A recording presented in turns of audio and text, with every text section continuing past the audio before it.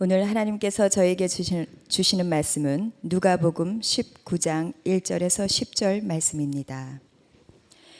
예수께서 여리고에 들어가 지나가고 계셨다. 삭개오라고 하는 사람이 거기에 있었다.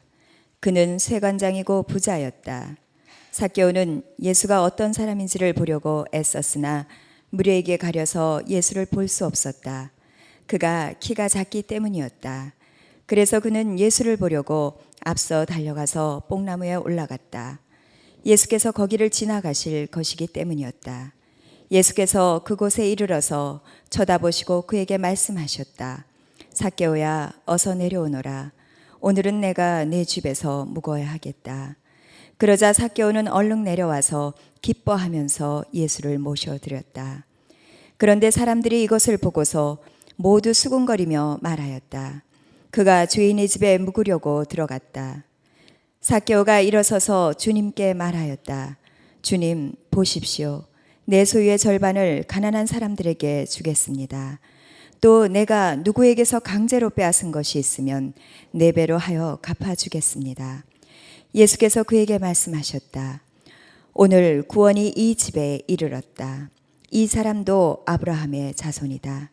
인자는 잃은 것을 찾아 구원하러 왔다.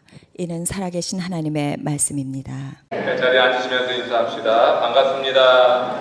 은혜 많이 받으십시오. 살아계신 하나님을 경험하십시오.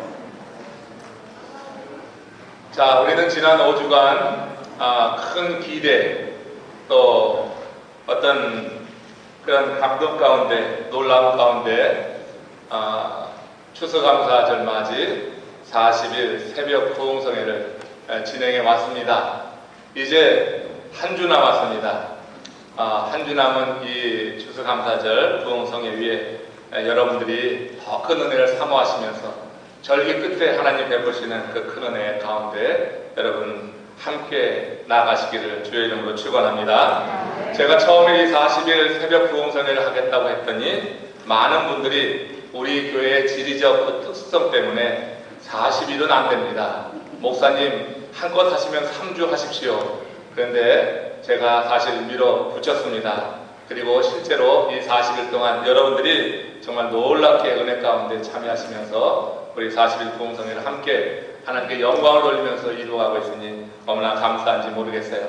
집회 첫날 이 예배당을 가득 채운 여러 성도님들을 보면서 서로 굉장히 놀라더라고요. 아니 어떻게 이 집사님이 나왔을까? 그렇게 놀라는 눈길을 바라보는 다른 집사님은 그 집사님 보고 당신은 어떻게 나왔나? 이렇게 또 놀라기도 했습니다. 그렇게 먼 거리에 또 그렇게 일찍 이렇게 예배당에 와서 335 이 제단에 올라서 불을 붙이는 그 모습은 아름다움 그 자체였습니다. 얼마나 많이 제가 도전이 됐는지 모르고요. 우리 교회의 미래를 보는 것 같아서 여러 성도님들과 함께 기뻐했습니다. 제가 이번 집회를 진행해 나가면서 여러분들이 자주 하는 소리를 듣습니다. 그 소리가 뭐냐면 내가 이럴 줄 몰랐다고 하는 거예요.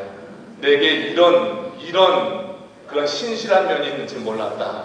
그래서 40일 이 참석하면서 여러분들이 그 자식 속에 있는 어떤 잠재력, 하나님을 향한 그 뜨거운 사랑을 바라보면서 기뻐하는 모습을 보게 됩니다. 많은 분들이 또 200성경 부흥성회를 통해서 내적인 변화를 이루어가는 것을 보고요. 말씀의 능력을 경험하고 그 구원의 확신이 또 마음에 새겨진다고 하고 그에 따라서 영원한 삶에 대해서 소망을 갖게 됐다. 이런 얘기를 들을 때 사실 목사로서 이 진행하는 입장에 있어서 너무나 큰 은혜가 아닐 수가 없고 하나님이 저에게 크게 축복하시고 또 잘했다고 칭찬하시는 것 같아서 감사한 마음을 갖게 됩니다. 여러분들은 이번 40일을 통하여서 정말 세상의 그 무엇으로도 물질로 살 수 없는 가장 최고의 가치를 여러분들이 소유하게 된 줄로 믿습니다. 영원한 삶에 대한 소망이 내 마음 가운데서 일어나는 것처럼 귀한 것은 없는 것입니다. 우리가 살아가는 이 세상은 잠시 후면은 다 사라지고 맙니다. 원소들이 불에 다 사라질 것을 베드로 후서에서 베드로 사도는 말씀하고 있습니다. 영원히 남는 것이 있습니다. 주를 향한 그 믿음, 구원의 확신, 영생의 소망을 가질 때 우리는 영생에 들어가면서 주님과 함께 영원한 삶의 주인공이 될 줄로 믿습니다. 그러므로 살아남아야 됩니다. 영원한 삶의 그런 주인공이 되어야 될 줄로 믿습니다. 히말라야 산에는 산악인이라고 하면 누구나 오르고 싶어하는 16개의 봉우리가 있다고 하는 거죠. 그런데 이 16개의 그 정상을 모두 정복하고 살아남은 유일한 사람이 한 명 있습니다. 그 사람의 이름을 여러분 아시겠어요? 어느 나라 사람일까요? 예, 독한 사람은 한국 사람입니다. 우리 한국 사람입니다. 엄홍규 씨가 그 16개의 봉우리를 다 정복하고 살아남은 세계에서 유일한 사람이라고 그래 말합니다. 이 엄홍규 씨가 그런 말을 했습니다. 히말라야 등반에서 가장 중요한 것은 정상에 오르는 것이 아니라 살아남는 것이다 하는 겁니다. 정상에 올랐다가 내려오면서 죽게 되면 그건 무슨 소용이 있겠는가. 그 이야기를 들으면서 제 마음에 그 울리는 생각이 있었습니다. 그렇다 우리가 영원히 사는 것이 아니라고 하면 이 세상에서 어느 한 시점 최고봉에 오른들 그게 무슨 소용이 있겠는가. 우리가 주님 앞에 설 때 우리가 이 세상에서 정상에 올랐다고 하는 것이 과연 어떤 의미가 있는가. 영원히 살지 않는다고 하면 그런 생각을 해봤습니다. 이런 말을 제가 하면 어떤 사람들은 그런 얘기를 합니다. 인생의 패배자의 자기 변명이요 또 자기 합리화라고 말하는 분이 있을 수 있습니다. 정상에 올라보거나 그런 말 하라고 면박을 주는 사람도 있을지 모르겠어요. 그렇지만 저는 단언합니다.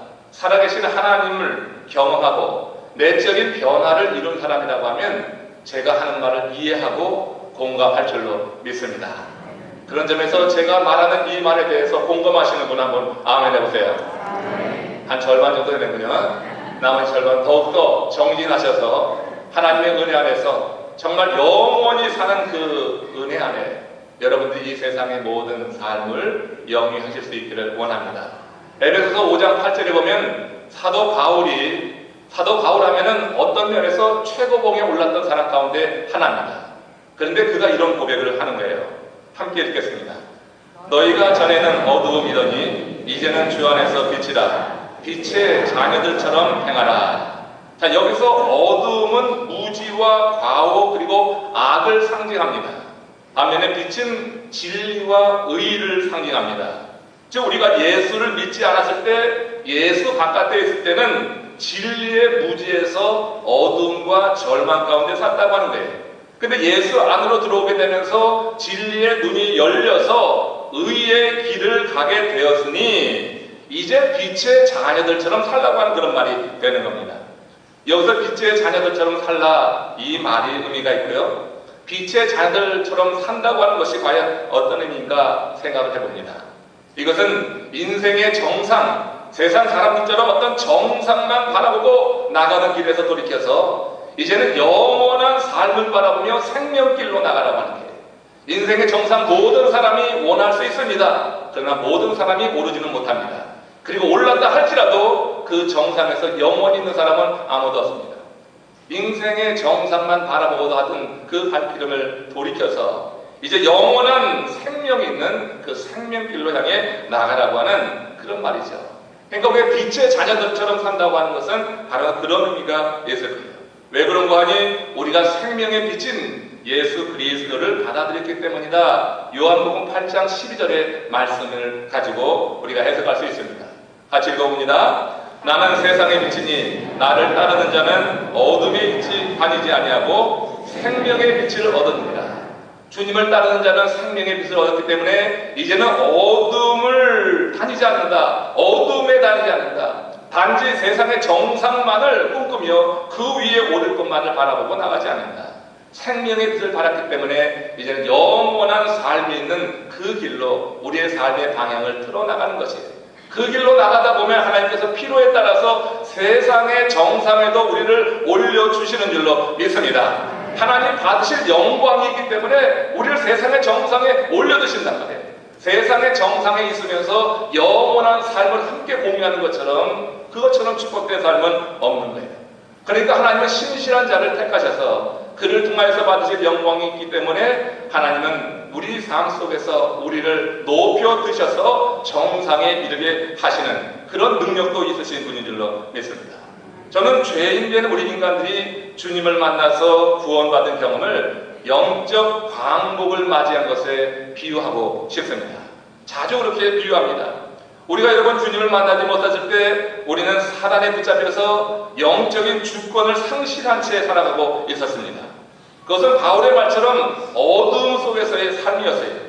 삶의 주권을 사단에게 빼앗겼기 때문에 우리는 사단이 원격 조종하는 대로 힘없이 그렇게 밀려가며 살 수밖에 없었다고 합니다.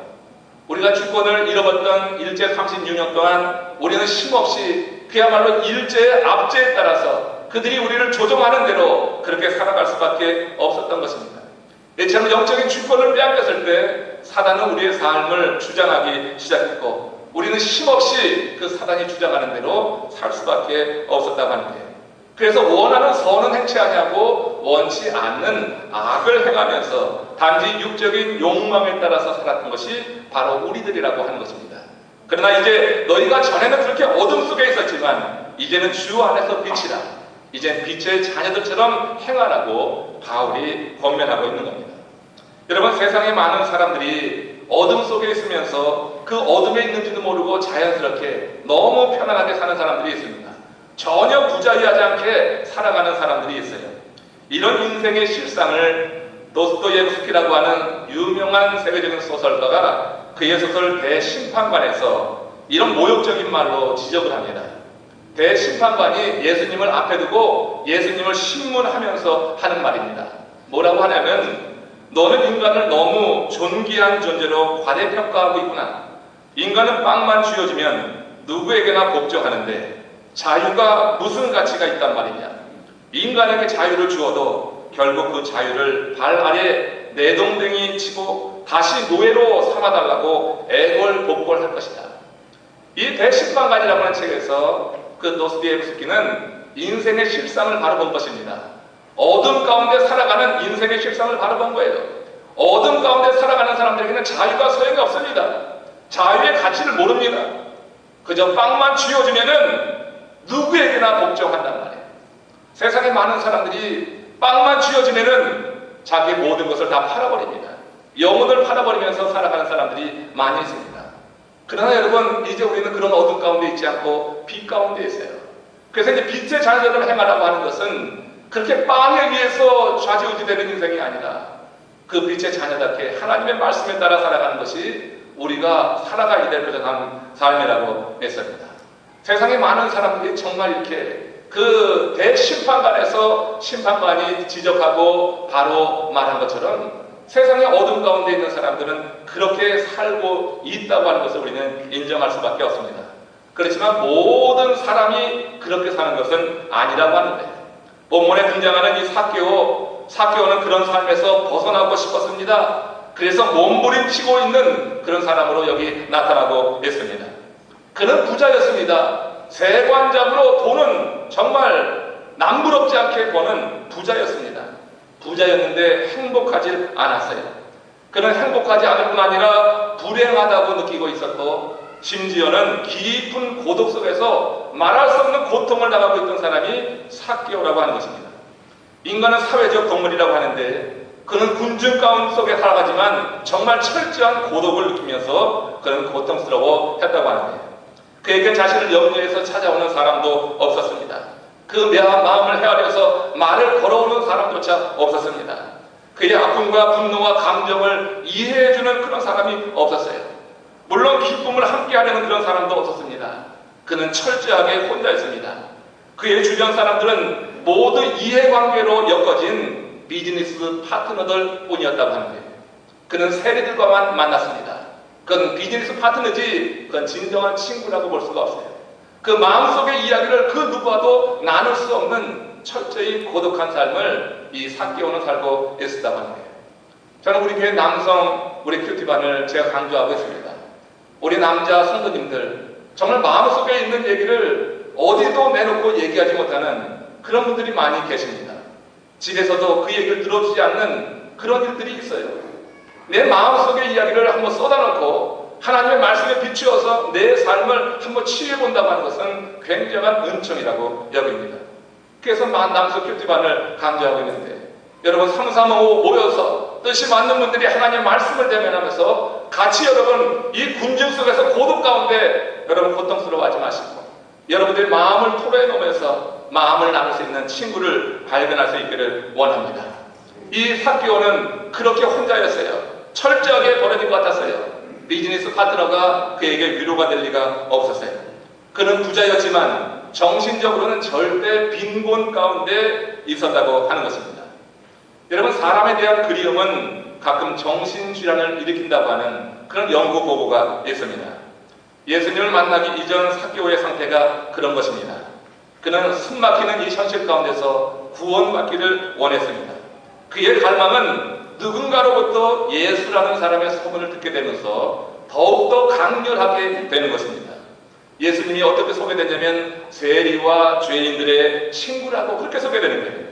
그런 예수님에 대해서 접하게 되면서 이 세리장 삭개오는 예수님을 정말 만나고 싶은 마음에 그 마음이 뜨거워졌습니다.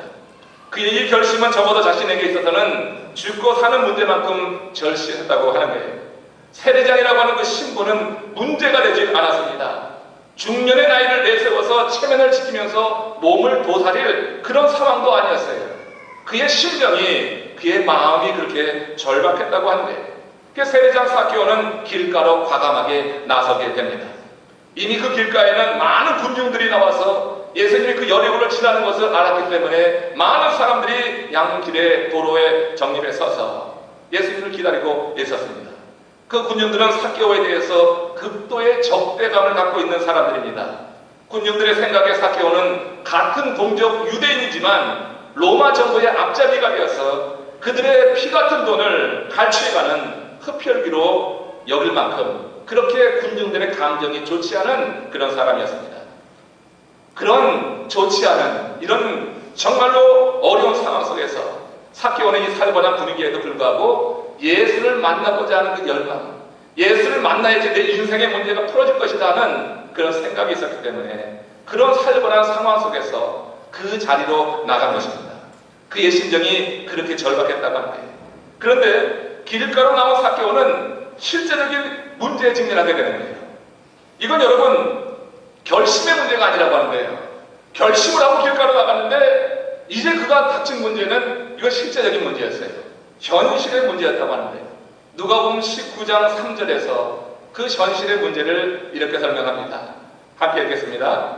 삭개오는 예수가 어떤 사람인지를 보려고 애썼으나 우리에게 가려서 예수를 볼 수 없었다. 그가 키가 작기 때문이었다. 그 앞까지 나가는 것, 길가로 나가는 것 가지고 큰 결단이 필요했어요. 근데 그게 작정하고 나갔는데 이제 현실의 문제가 있는 거예요. 사람들이, 그 군중들이 서 있는데 겹겹이 늘어서 있는 그 군중들이 하나의 큰 장벽이 되었어요. 예수를 보길 원하는데 그 군중들이 가로막고 있는 거예요. 이게 장벽이 되었던 거예요. 이건 여러분 결심의 문제가 아니잖아요. 현실의 문제잖아요. 결심을 한다고 키를 한 자나 크게 만들 수 있습니까? 그 결심할 문제가 아니었다고 하는 거예요. 어느 누구도 이 삭개오가 그들 틈을 비집고 들어가는 것을 허락하지 않았어요. 그 자리에 있는 사람은 누구나 다 가까이서 예수님을 만나기 원했기 때문에 누구도 가뜩이나 그가 삭개오라고 하면 그가 비집고 들어갈 틈을 내줄 리가 없는 것입니다. 일단 사람들의 눈총 멸시를 감수하고 결심하고 나온 삭개오였지만 이 닥친 문제, 이것이 결심의 문제가 아니라 실제적인 문제였는데 이 삭개오의 마음에 그런 절박함이 있었기 때문에 그 실제적인 문제 앞에서 삭개오가 돌아서질 않는 것이죠. 그 마음의 간절한 절박함이 있기 때문에 이 삭개오는 그 문제를 어떻게 하면 극복할 수 있을까? 그런 마음을 가지고 그 자리에 잠시 있었을 거예요. 그때 군중들 사이로 그 머리 위에 넓게 드리워져 있는 그늘, 뽕나무의 그늘, 그 뽕나무가 눈에 들어오게 된 거예요. 그 순간 뽕나무를 보는 순간에 삭개오는 자신이 겪고 있는 현실의 장벽을 넘게 해줄 발판으로 그 뽕나무가 보인 거예요. 여러분들이 어떤 절박한 마음으로 주님을 만나려고 했을 때 여러분 주변에 어떤 사건이나 어떤 일들이 그 주님을 만나는 것을 돕는 발판으로 보이게 되는 은혜가 있기를 바랍니다. 여러분 포기하지 마십시오. 주를 만나고자 하는 그 열망이 있을 때 우리 하나님께서 우리에게 창의적인 생각을 주시는 거예요. 비즈니스 하시는 분들도 하나님이 창의적인 생각 한번 주시면은 대박이 날 줄로 믿습니다. 주 안에서 주님을 바라보면서 기도하며 나가게 될 때 하나님이 생각을 주시면은 인생의 문제를 극복하고 새로운 세계가 보이게 되는 거예요. 지금 사람이 장막이 됐습니다. 장벽이 됐습니다. 예수를 보기를 원하는 마음은 갈대하는데 이 벽에 대해서 볼 수가 없는 거예요. 그러나 삭개오가 포기하지 않았을 때 그 항상 있었던 그 뽕나무가 자신의 문제를 해결해주는 그런 발판으로 보인 거예요. 누가복음 19장 4절 말씀 함께 읽습니다. 그래서 그는 예수를 보려고 앞서 달려가서 뽕나무에 올라갔다. 그 뽕나무가 눈에 들어오는 순간에 예수님 막 지나가고 계시는데 저기 뽕나무가 보이는 게 거기까지 사람들이 도열에 서 있는 거예요. 뽕나무에 올라가기 위해서 삭개오가 달려갑니다. 그리고 뽕나무에 올라갑니다. 뽕나무는 낮은 나무가 아닙니다. 여러분 여리고에 가보면 뽕나무가 상당히 큽니다. 여러분 그 뽕나무에 올라가는 중년의 남성을 한번 생각해 보세요. 삭개오는 주저하지 않고 그 뽕나무로 지금 올라가고 있는 거예요. 그는 사회적인 지위가 있는 사람이었고 중년에 들어서 사실 쉽지 않은 일을 지금 해가고 있는 것입니다. 예수를 만나고자 하는 열망이 너무 뜨거우니까 삭개오는 지금 쉽지 않은 결단을 하고 바깥으로 나왔을 뿐만 아니라 뽕나무를 봤을 때 뽕나무에 기어 올라가야 되겠다 그렇게 결심을 한 거예요. 지금 여러분 뽕나무 위로 올라가고 있는 삭개오를 상상해 보십시오. 그게 여러분이라고 한번 상상해 보십시오. 여러분이 그렇게 예수님을 만나기를 원하는가? 내가 예수님을 만나기 원하는 마음이 있지만 나는 그렇게는 하지 못하지. 사람들이 보는 눈이 있는데 어떻게 그 뽕나무에 그렇게 원숭이처럼 그렇게 올라갈 수 있어? 체면이 있지 난 그렇게 못해. 그렇지만 여러분 삭개오가 뽕나무에 올라가고 있다고 하는 것은 그만큼 삭개오가 지금 그 심정이 이제 이런 암울한 상황에서 그 고통스러운 상황에서 벗어나기를 원하는 마음으로 간절하다고 하는 것을 여러분들이 생각해 볼 수가 있는 겁니다. 뽕나무에 올라가는 삭개오 그 한 모습만 상상해도 사실은 우리에게 큰 은혜가 되고 도전이 돼야 될 줄로 믿습니다. 우리는 삭개오만도 못한 거예요. 여러분 부지런하면 방법을 찾습니다. 게으르면 핑계만 찾습니다. 그런 상황에서 영적으로 부지런한 사람이니까 그 뽕나무로 올라가는 것이지 거기서 게으른 사람은 핑계를 댑니다. 내가 예수를 보기를 원했지만 내 주님을 만나기를 원했어요. 그렇지만 상황이 이래서 어쩔 수 없었어요. 그리고 돌아가서 자기 변명, 자기 합리화를 하게 되는 겁니다. 그러나 여러분 주를 만나는 열정이 이렇게 많으면은 뽕나무에 올라갈 수 있는 거예요. 여러분이라고 하면 뽕나무에 올라갔습니다. 나라고 하면 과연 뽕나무에 올라갈까? 한번 여러분 적용을 해보세요. 그러면 뽕나무에 올라가고 있는 삭개오 그 모습만 생각해도 은혜가 되는 거예요. 우리 주님께서 그 삭개오의 그 중심을 모를 리가 있겠어요? 우리 삭개오의 그 중심이 어떤지 주님께서 모르시겠어요?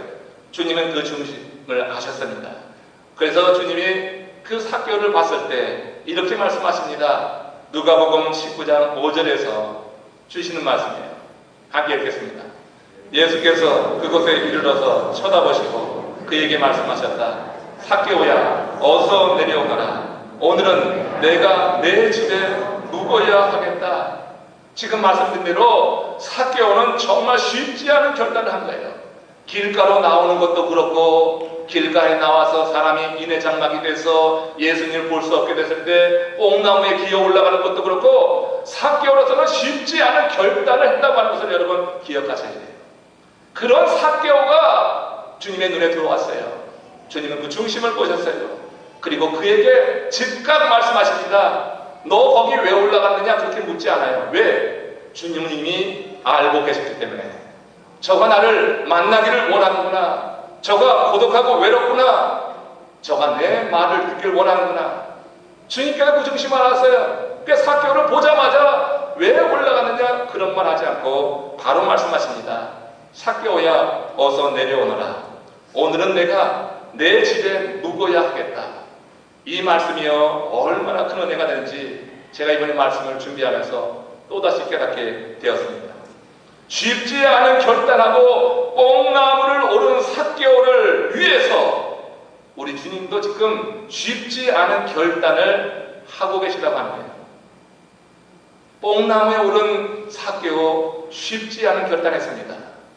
그를 위해서 우리 주님도 지금 쉽지 않은 결단을 행하시고 있는 거예요. 어서 내려오거라. 내가 오늘 내 집에 묵어야 하겠다. 유대인이 세리의 집에 묵는 것은 당시 유대 관습으로는 그야말로 파격적인 일이었습니다. 그 세리들과는 같은 테이블에서 식사조차 하지 않는 것이 불문율이었어요.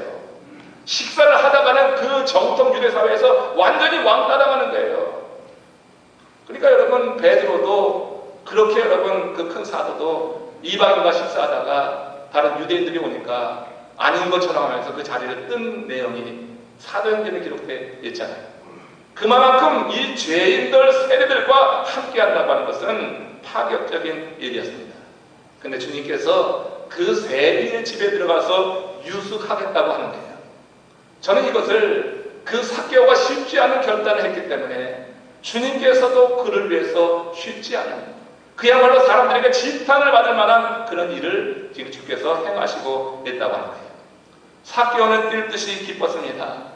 세리들 말고는 자기에게 관심해 주는 사람이 아무도 없었는데 주께서 지금 관심해 주시는 거예요. 아무도 자기를 찾아오는 사람이 없었는데 주님께서 지금 그를 찾아가시는 거예요. 주님을 만나려고 하는 사람이 지금 그 길에 지금 널려 있는 거예요. 그 길가에 전부 주님을 만나고 싶은 사람들로 가득 차 있어요.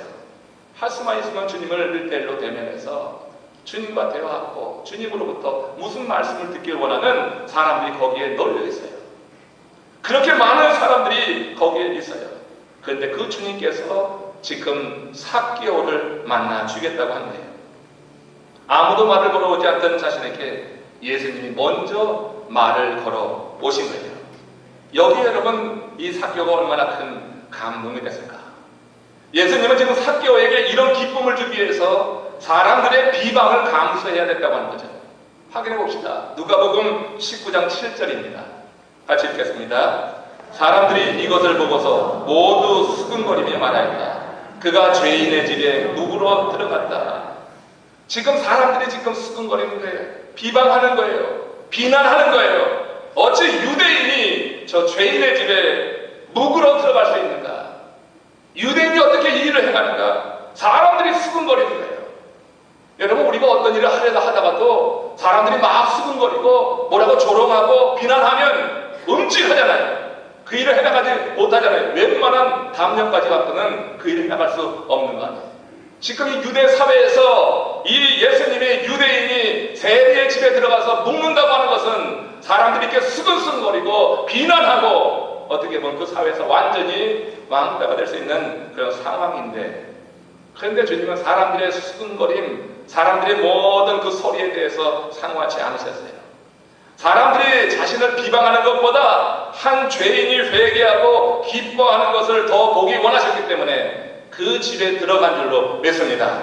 이게 여러분, 빛의 자녀들처럼 살라고 하는 주의 말씀에 담긴 뜻이 아닌가. 우리가 사람들의 소리에 너무 민감하지 않아요? 우리 아이를 향하여서 뭐라고 조롱하고 뭐라고 평가하고 뭐라고 말하는 것에 대해서, 그래서 진리가 여기 있음에도 불구하고 그들이 말하는 대로 그냥 힘없이 끌려가고 있지는 않습니까? 여러분들이 진리를 알았다고 하면, 이제 어둠에 있지 않고 빛에 있다고 하면은 사람들의 소리 무시할 건 아니지만 그 소리가 옳지 않다고 하면 여러분들이 중심을 잡고 갈 길을 갈 수 있는 믿음의 형제자매 되시기를 주의 이름으로 축원합니다. 사람들은 지금 수근거리고 있습니다. 그가 죄인의 집에 묵으러 들어간다. 그러나 주님의 관심은 지금 회개하고 돌아오려고 하는 이 삭개오 한 사람에게 있는 거예요. 주님은 지금 인류를 구원하기 위해서 예루살렘으로 나가고 있는 그 길이었습니다. 그 발걸음은 위대한 발걸음이었습니다. 전 모든 세상 사람들을 구원하기 위한 발걸음을 지금 내딛고 있었지만, 지금 이 여리고에서 한 사람 삭개오가 뽕나무에 올라가 있는 것을 바라보면서 그 한 사람을 이렇게 귀히 여기면서 그의 집에 유하여야겠다 말씀하는 거예요. 우리 주님은 이렇게 많은 사람들을 통째로 대하신 것이 아니라 머리털까지 세시는 세심함을 가지고 한 영혼들을 대하시는 줄로 믿습니다. 그러므로 예배하는 여러분, 지금 수백 명이 있지만 우리 가운데 우리 중심에 있는 그 생각을 주님은 개인과 개인을 얼굴을 대하듯이 그렇게 알고 이해하시는 줄로 믿으시길 바랍니다. 그럴 때 예배가 살아있는 예배가 되는 거예요. 그럴 때 예배가 참된 예배로 산제사로 영적인 예배가 될 수 있는 줄로 믿습니다. 우리 주님께서 삭개오를 그렇게 관심하셔서 사람들이 비난하고 수군거리지만 그거 상관치 않고 그 집에 들어갔습니다. 예수님의 생각은 틀리지 않았어요. 주님은 한 죄인의 변화를 아주 분명히 그것도 아주 가까이서 지켜볼 수 있었습니다. 누가복음 19장 8절 말씀 함께 읽겠습니다. 주님 보십시오. 내 소유의 절반을 가난한 사람들에게 주겠습니다. 또 내가 누구에게서 강제로 빼앗은 것이 있으면 4배로 갚아주겠습니다. 자, 이건 지금 삭개오가 주님을 만난 직후에 그 내면에 급속한 변화가 이루고 있다는 그런 증거가 되는 거예요. 주님을 만나면서 주님이 그 집에 들어왔을 때 지금 삭개오가 지금 급하게 변화하고 있는 것입니다.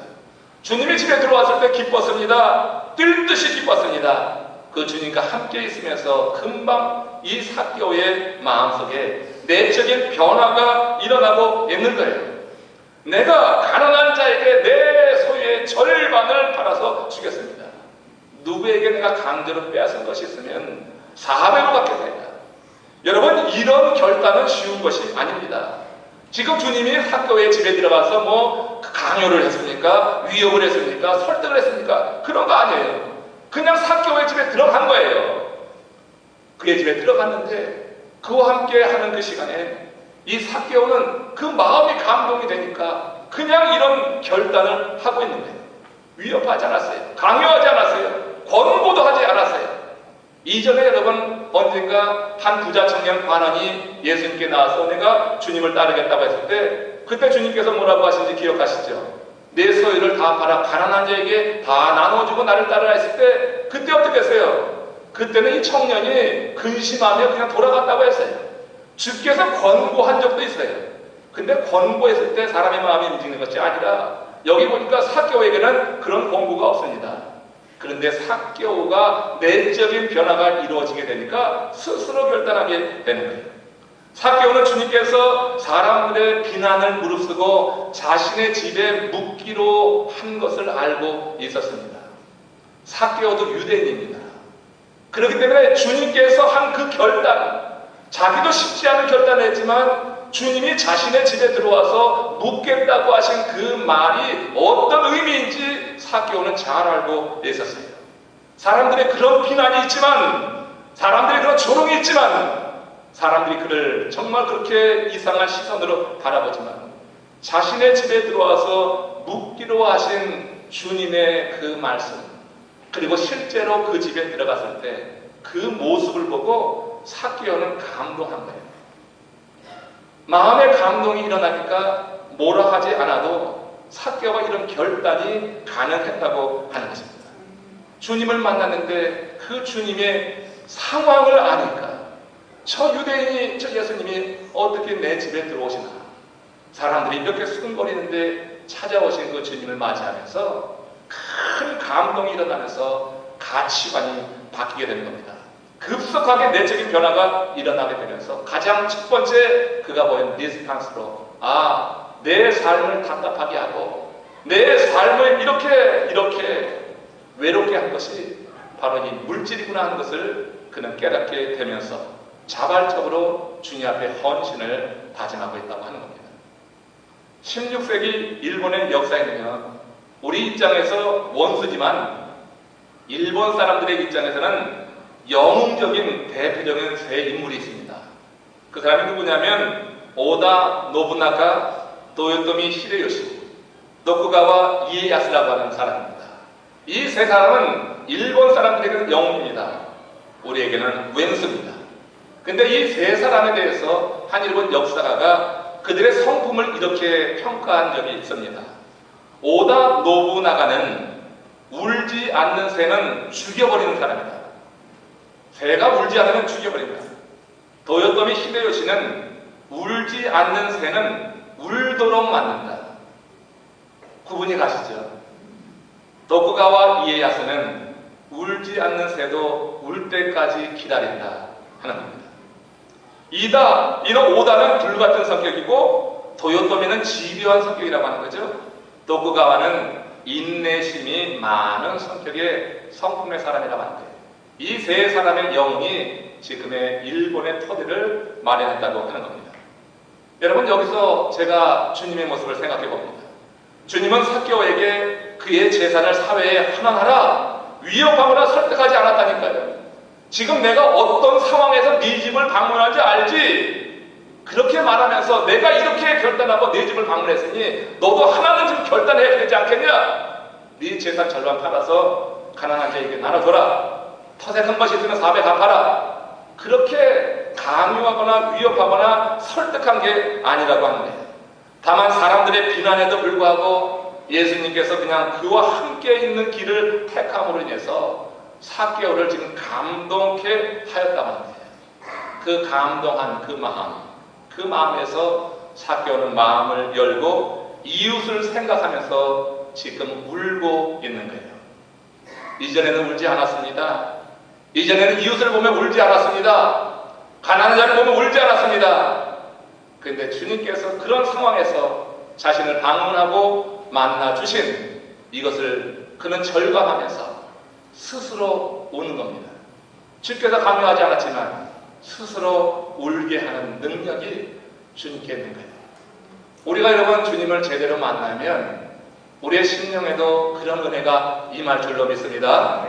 어떤 미련한 사람은 주님을 그렇게 말아서 내가 스스로 울면 내 재산이 탕진되지 하고 또 울지 않으려고 그렇게 견디더라고. 그 어리석은 사람이에요.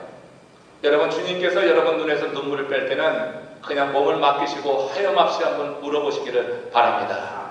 하나님이 주시는 시원함이 있고 하나님께서 저와 여러분들의 인생을 그 이후에 책임져 주실 줄로 믿습니다. 이제 이 사케오는 스스로 우는 사람이 되었어요. 주님을 만나면서 스스로 울 줄 아는 이웃을 바라보는 그런 사람이 되었어요. 하나님의 일을 생각할 줄 아는 그런 사람이 되었어요. 참된 구원에 이르게 되는 겁니다. 요한 웨슬리 목사님은 그런 말씀하십니다. 돈 지갑의 회개가 참된 회개라고 했어요. 참된 회개의 기준은 돈 지갑이 회개받아야 된다. 돈 지갑이 회개하지 않고는 참된 회개라고 볼 수가 없다. 많은 사람들이 입으로 믿습니다. 실제로 그에 따르는 행위가 없습니다. 돈 지갑은 자물통 꽉꽉 닫고 지냅니다. 여러분, 우리 자신의 모습입니다. 뭐라 하지 않습니다. 그거는 왜냐하면 주님이 그 심령을 아직 만나주시지 못했기 때문이고 그가 그렇게 절박함이 없기 때문에 주님을 만나지 못했기 때문입니다. 그래서 뭐라고 하지는 않습니다. 그러나 여러분, 주님을 만났다고 하는 여러분들 생각해 보십시오. 주의 은혜를 받고 있다고 하는 여러분 생각해 보십시오.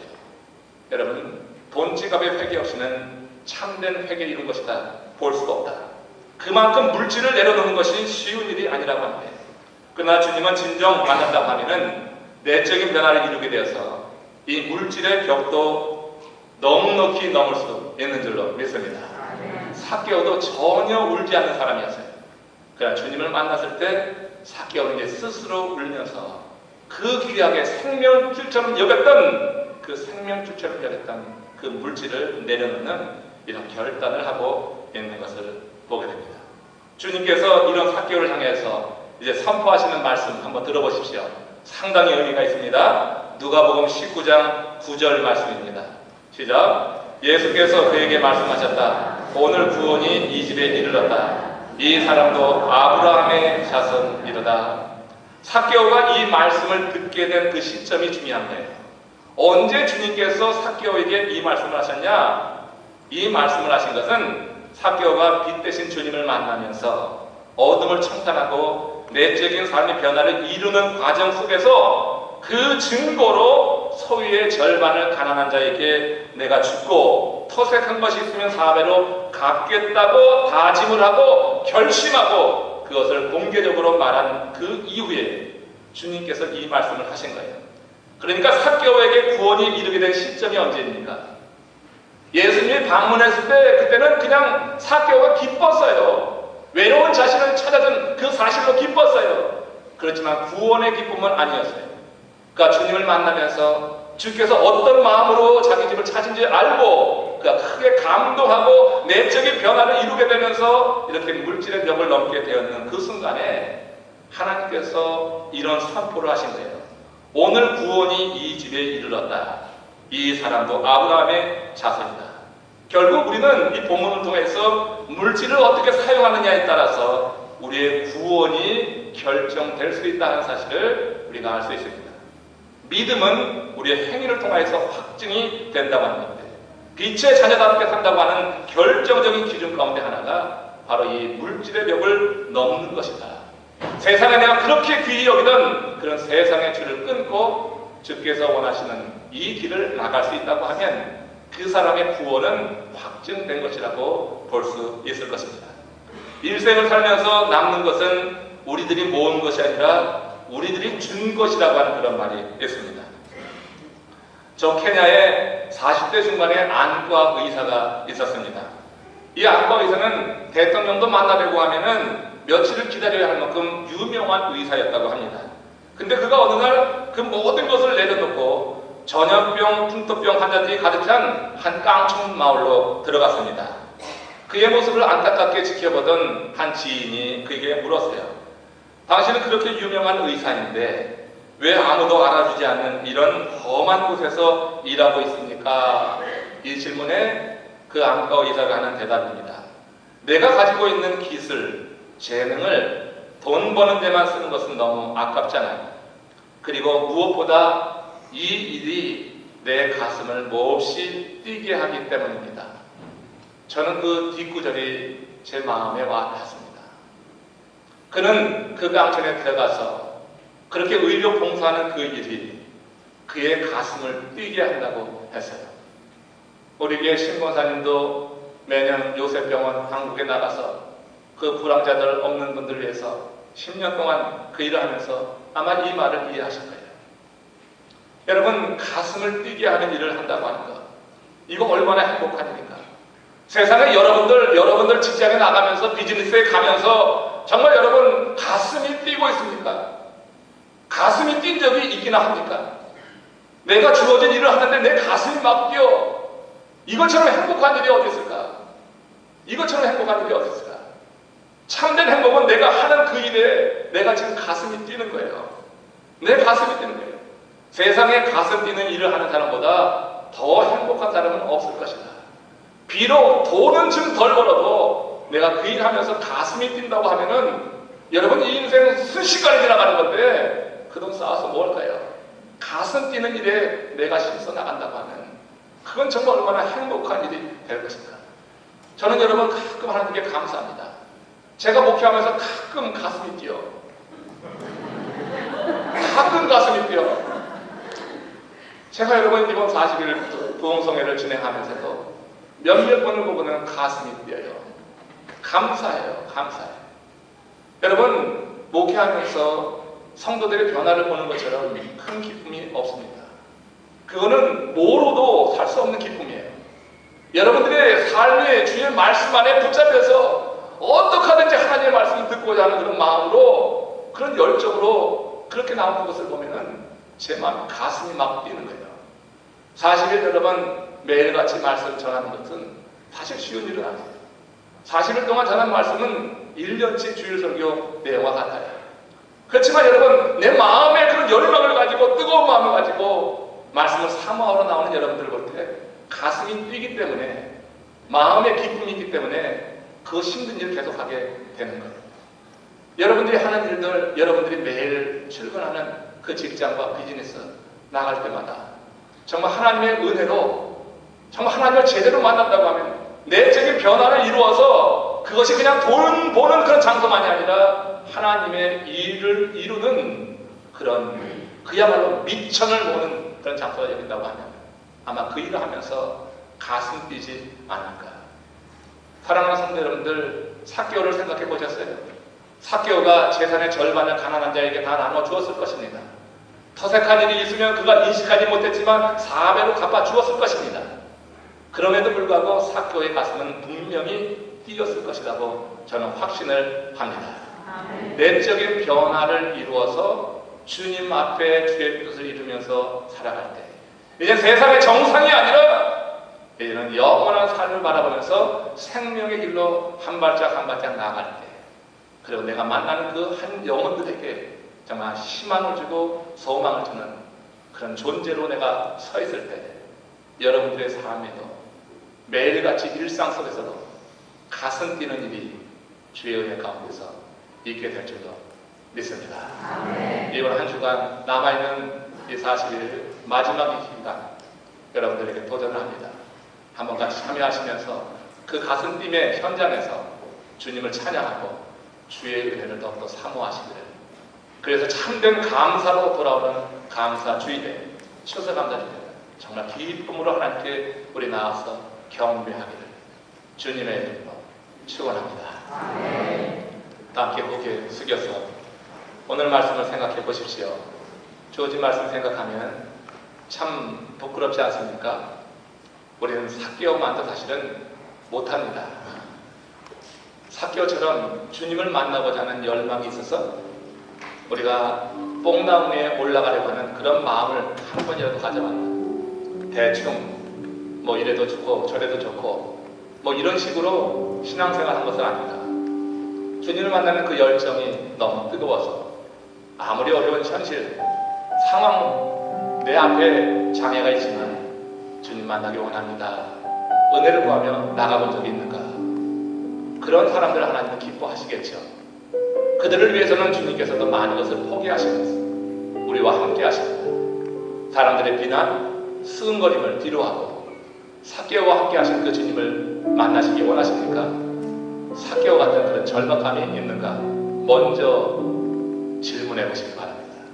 주님의 임재를 우리 한번 생각하면서 다 같이 합심으로 기도하시겠습니다. 자비하신 하나님 감사합니다. 은혜로우신 주님, 주님 백성 하나님 불러주시고 오늘 하나님 이 삭개오의 통화에서 오늘 우리에게 주시는 아버지 그 깊은 말씀, 진리의 말씀을 듣게 하여 주시니 감사합니다. 아버지 우리를 위해서 하나님 높고 높은 모자를 보내시고 이 땅에 오셔서 뭘 원하시기 원하시는 하나님의 사랑을 우리가 경험하기 원합니다. 아버지 하나님, 우리를 위해서 오신 그 사건을 경험하게 될 때 우리의 마음에 그저 감동이 이루어지게 되는데, 아버지 하나님 이렇게 세상의 일에 대해서 세상 것을 너무나 사랑하고 좋아해서 우리도 저 아버지 하나님 어둠에 다녔던 인생들처럼 그렇게 하나님 길을 잃고 방황했던 하나님 존재들을 고백합니다. 이제 하나님 부르셔서 의의 길로 진리의 길로 들어섰는데 아버지 과연 정말 우리가 이 길을 가로가고 있는 것인가? 아직도 하나님 세상의 정상만을 보고 있는 것이 아닌가? 이 생명의 길을 하면서 기쁨이 있는가? 내 가슴이 뛰는가? 하나님 되돌아보기를 원합니다. 사랑하는 주의 종들 부르짖는 것이어서 저들 마음속에 하나님 옆에 크신 놀라우신 은혜, 아버지 놀라우신 기쁨으로 충만케 하여 주시며 그 심령이 하나님이여 세상에 알지 못하는 참된 하나님 평안으로 하나님 채우셔서 주님 앞에 내려놓는 삶이 정말 우리에게 더 큰 기쁨이요 감사로 고백될 수 있도록 축복하여 주시옵소서. 삭개오의 그 결단이 이번 한 주간 살면서 우리들에게도 주의 은혜 가운데 임하기를 소망합니다. 주를 위해 사는 가운데 주께서 채우시고 주께서 세우시고 주께서 이끄시는 삶을 모두 경험할 수 있도록 축복하여 주시기를 소망하며 우리 주 예수 그리스도의 이름으로 감사하며 간절히 기도드리옵나이다.